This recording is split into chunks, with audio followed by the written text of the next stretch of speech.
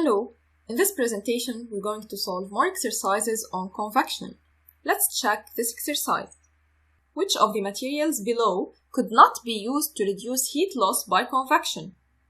Small pockets of water, wool, a large mass of water, polystyrene foam, or wood? What's your answer?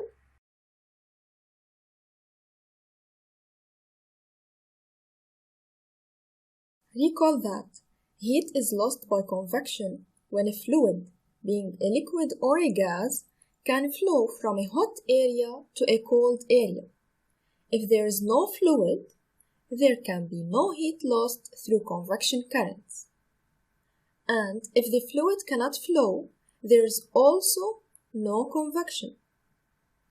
So in these choices here, all the solids choices can be eliminated as the wool, polystyrene foam, and wood. These choices are solids. So, heat loss by convection is not possible. Maybe there is heat loss by conduction. Recall that the conduction occurs in solids. Well, the two remaining choices are small pockets of water and large mass of water. The small pockets of fluid in general do not lose heat via convection. For example, wetsuits work by trapping a thin layer of water close to the body. This layer heats up but cannot move away.